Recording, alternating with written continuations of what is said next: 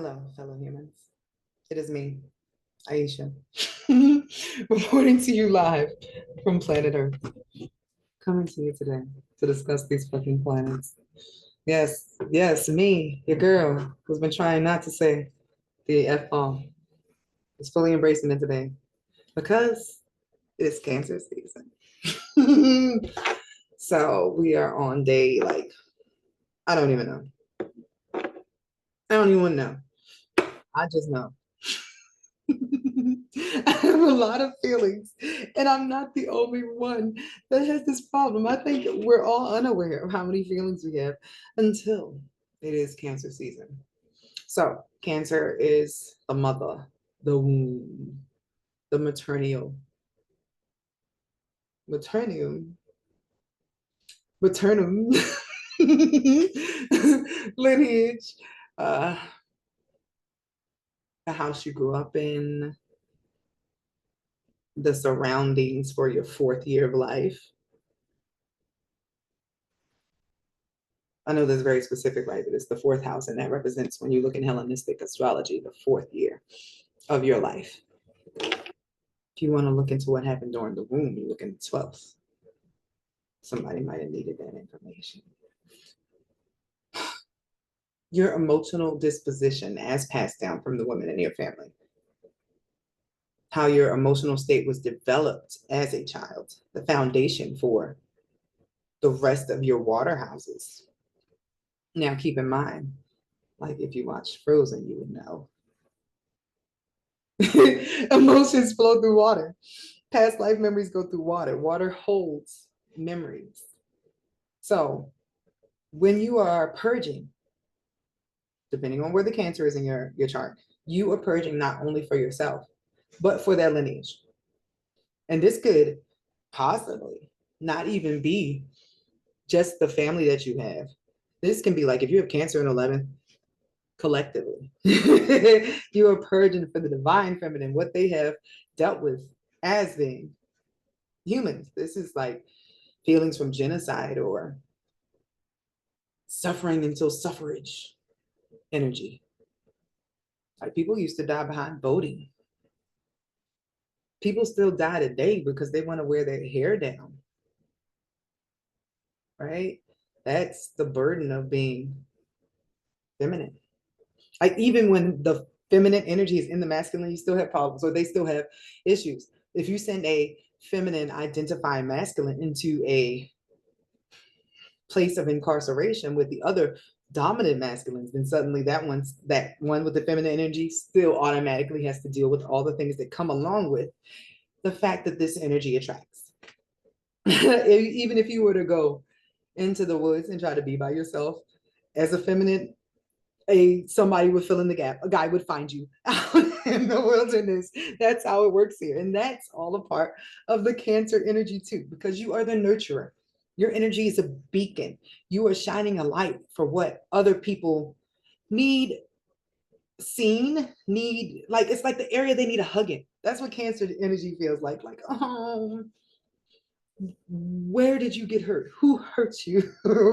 This is the mother energy. And a lot of times you have to mother yourself for the areas where your mother or her mother and her mother before her didn't get that energy.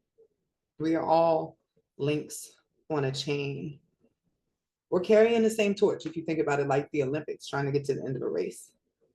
We're all passing on just the little lesson we learned so that the next person can actually finish the puzzle or at least put the good piece in the middle or like a bigger chunk so that people in the future, other descendants, come along and eventually the family line has a beautiful big puzzle or tree that is full of fruits of the spirit, a tree of life, not a family tree of death or something that doesn't grow anything. So how do you know if your family tree has been dealing with death? Clearly, this is going to be a Cancer season message. If when somebody die in your family, can't nobody pay for the funeral, tree dead. Oh, I gotta roast dead trees. And to keep in mind, this is my family. I know our branch mm, the whole the trunk, the leaves, just the acorns, just all. So if when people die, there's no inheritance to pass on, no land, no houses. If y'all don't see each other, if nobody talks to each other, if you don't have anybody's number, if everybody's just like spread off doing their own thing, that's individual like little dirt piles. There's no tree. The tree got killed. A good movie reference for this would be Big Mama's house. Big Mama was clearly the big part, the trunk, the root. She was the whole thing because as soon as she died, all it was little Leaf Boy trying to pull everybody back together because they was doing stuff on their own branches. Without that middle piece, the stuff fell apart.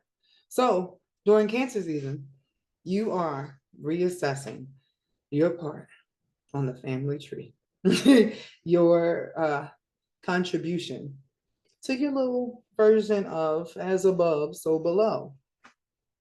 You can also tell where you've been spending your time before now, based upon the circumstances that your life started in. You can tell how much progress you've made out of that by where your life is now. So I used to always think like, dang, I must have chose level difficult on the Earth grid. This before I was even like fully up. It was just like a little joke. Like I must have picked level difficult, like give me hard. But no, when I first, oh, this is gonna sound whatever. I need to keep 100. When I first saw Heal the World and I saw them little kids, I was like, their stuff is hard. And I just wanted to feed them. Like something about seeing that made me realize, like, hey, even though I'm hungry where I'm at, it's not that.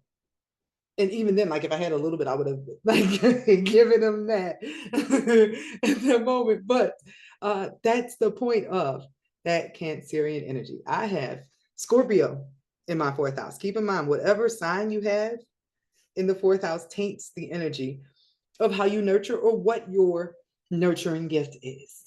I, as you guys can tell, I help people through dark things, through difficult things. I don't think no, there's not a subject that you can't talk to me about and like have a real ass conversation like this. This is me all the time. I'm just going to think about it like, how did I learn to do that? Right? The gifts of Sagittarius, right? So Gemini is when you know something, when you learned it, like this is right and true. Like you took a class, you learned a course, like math. You learn 2 + 2 is 4. Boom, you know that. It's locked in that box. You can't tell me 2 + 2 ain't 4. Because if you pick up two things and you pick up another two things, I got 4, right? Sagittarius energy is, what if 2 + 2 equals 22 in another dimension? It leaves the room for possibility. Sagittarius is what if, where Gemini is what is, like what is noted, written. This over here is a possibility. You can grow into this. When you feel like you know everything, your mind shuts down. You don't accept any new information in. But when you look at everything with curiosity, like, well, what if? Then this big funnel opens in your mind and all these ideas come in, all these possibilities. And a lot of times the truth is stranger than fiction, or it's like directly in front of your face and you're like, dang, that's wild. But you would have never saw it if you didn't open yourself to the possibility of new things coming in, right? So I don't feel like I ever have a blockage when I am discussing difficult things. But that's because my childhood was designed to put me through situations where I had to learn to, this is going to sound messed up and it's probably very, very triggering to other people. Love the people who were abusing me. It became my bar for how I thought I was supposed to be treated, just because I was around people in misery. The shadow work that I've been doing recently was like, when did you stop shining your light? When did you stop being you to make other people comfortable? And my mind was like, when was that not the case? And then I remember being little and singing all the time, singing till it got on people's nerves.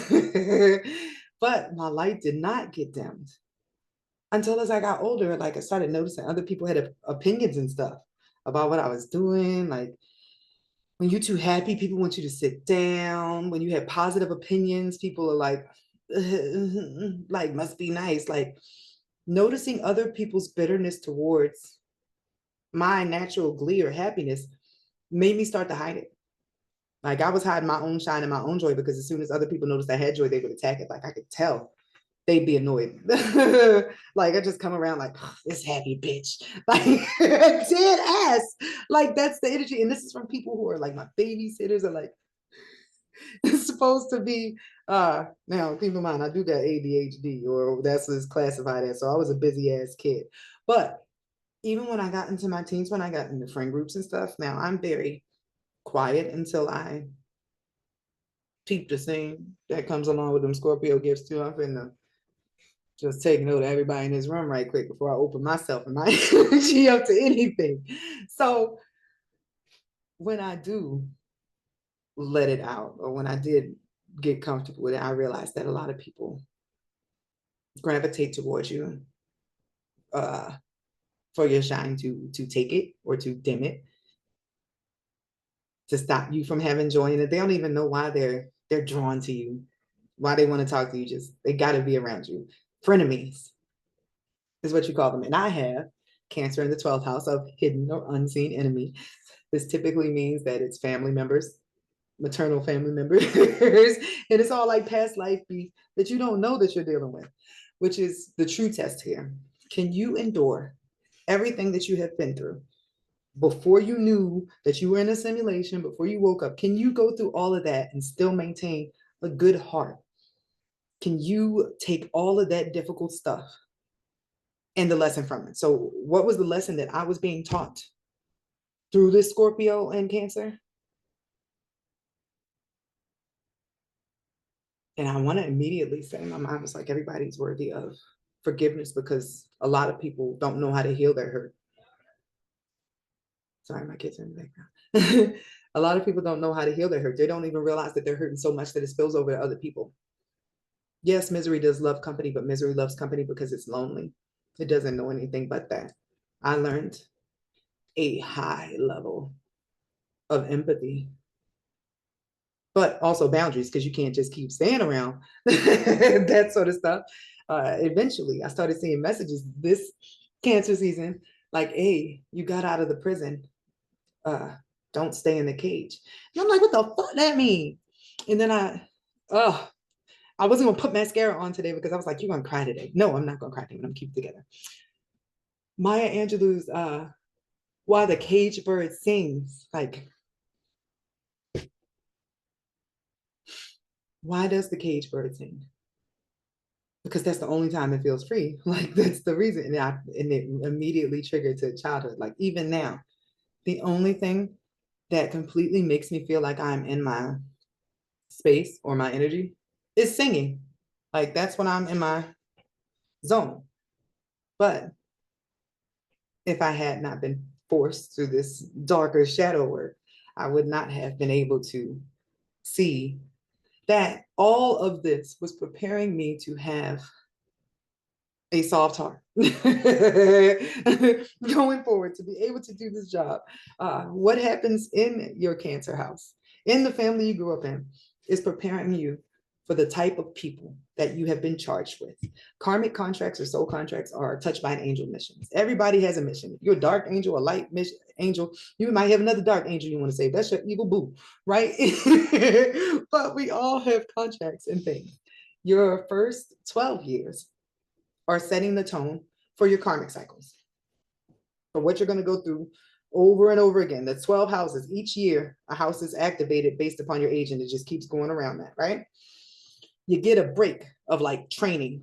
I don't know if you're familiar with like Jehovah's Witness stuff, but they say at age 13, your parents are no longer responsible for your sins. You're on your own. And that's, even though they don't know, it's because the 12-year cycle is up. But that is the first year that you are being tested between 13 to 18. 18 and a half, 19, right? Because then you have your first North Node return. This is your first time, your first opportunity as the fool to ease on down the yellow brick road. You have the lessons of your past. You had training for your teen years, and you're about to go out there with all your skills and all your shit to meet the people who are a match for it. This is why I'm so good at writing spells and poems and stuff, because I just be rhyming like Dr. Seuss. It just so guys, over the next couple days, you too will be forced to purge like this. It might not be pretty. It's usually not, because you're figuring out something that disconnected you from yourself. No matter what house it's in, it's something about your feelings or something that you needed to know about the way that you handle things emotionally. It could be even the way that you talk to yourself in your mind. You could realize, like, holy shit, I started this pattern of beating myself out of my feelings when I was younger, because people were like, you can't be crying.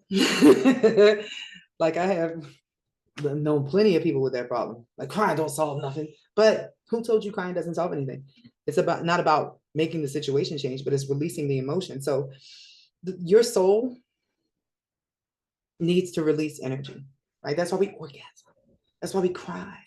That's why we sweat, right? Just getting the fluids out. But what we didn't know, especially me, is that the fluids that come out of you are actually byproducts of your soul. When you cry, you are releasing a soul burden or something that was held up in there. When you're releasing something that was backed up in your root, right? In your vaginal walls or your pussy walls, whatever you got. You keep the stress in your root from fight or flight situations or anything that damaged or threw off your base in the lining of the wall. So while you're doing the thing, you are working up or pulling up the energy from that to release and get that out your system. Because otherwise, when you don't cry or when you don't I'm sorry, you keep these emotions built up in your auric field, right? You are creating your own storm. Your auric field goes around you like, that's a horrible way to like show it's going around you, but imagine Twister. It's going around you, right? But you are like the eye, the center, like even if you think about the third eye thing. So while everything's going on around you, that's where the chaos is. That's where all the sound is coming from. You are sitting in the center, and all you have to do is connect the source and just remember that everything that's going on around you is going on around you. Nothing is actually happening to you. You're being asked to show faith while you're going through whatever the circumstances that are pulling something out of you are, right? So, and I had to just talk about this in a video. A great example of this, are you messing something up based upon something that needs healing, is say you're sitting in the same twister. Keep in mind you're protected in the eye, but you hear like a cow or a car or like a, I don't know, something big go behind you. You immediately get scared. You run out of your eye, your safe space, and you go right into the storm. Now your ass flying around with a tractor because you weren't willing to sit in the eye and just let the chaos go around you while you were being centered. That's the same thing that happens when old memories, old feelings, even stuff that's not yours comes up during Cancer season. It's going to reflect in your reality in some way. For some of us, it's going to be internally, like you can't get out of bed, or it's situational, like your mama calling because something that happened with your Aunt Patty. It could be at work, like you get to take on some extra shifts because somebody can't find a babysitter. Like everybody will have something different going on with their home that matches something that you were meant to provide in their lives. We are all finding out as humans what teamwork is like, because in heaven, everybody was just like, we are all one. Everybody moves and does their thing. Everybody down here is finding what their individual thing is and how that fits into the bigger scheme of things. You don't have just assigned task off top that you have to do, like I am Pizza Smurf or something. No, you get to discover who you are and what you do and what you bring so that you have appreciation for that thing finally. Like before, when you was just Pizza Smurf, you ain't know why pizza was special. You ain't even understand. You ain't know how that cheese slapped. You ain't know none of that, right? Now that you've been to Earth and you went your whole life without pizza, and then suddenly you finally get your first brick oven. When you make that first pizza and it's like real mozzarella, and you see like the string and all that stuff, and you taste it and you know, like, oh my gosh, I am Pizza Smurf. Like, It's a crazy reference, but that's what it's like. You are finding out what is the purpose of everything you went through and your gift that you developed. What piece of God are you, and why was your diamond cultivated this way? Why are you special to the Most High? And why does the Most Low want to keep you here with him as well? Because he won't tell you that he thinks you're special, but he will attack you and stalk you and try to do everything to keep you in your worst self just to keep you by him. Because I think that's the thing that bad dad doesn't want anybody to know. He doesn't want to be in the dark alone. It's like your daddy that don't visit anybody because he's miserable. He just want to stay in the house and talk about how nobody appreciate him. Nobody ever gave him credit for what he did. He's just miserable. But he really just wants somebody to visit him and deal with him in his miserable house because you are still his kid and like his shit is his shit. But he sort of wants you around. That's the energy I get when I'm trying to get past the hurdle that is the shadow of the father element, which is the opposing energy for Cancer season. So some of you will be dealing with dad issues as a byproduct because that is the opposing energy that is going to be counteracting during Cancer season. So just know you'll be riding the wave from now through July 21st, 22nd. I should know this. No, I don't. I don't need to memorize these things. It'll change anyway. It's incorrect. It's incorrect anyway. There's a whole zodiac sign missing, so I'm not going to be pressed about it. Y'all can look up Cancer season dates. I just hope I gave y'all some helpful information for anybody who's having difficulty, don't know what the fuck's going on, feelings aren't making sense. But if you're somebody who's doing great right now, and if you have a bit of an extra abundance, a bit of twirl, if you have overflow from this emotional energy, be kind, share. Now, don't give out till you depleted, but because there's also something that comes around with the Cancer energy, boundaries and whatnot. Learning not to pour too much of yourself into people, to force yourself on other people because you want to care for them, like, oh, let me care for you. And then also not to allow other people to take too much from you.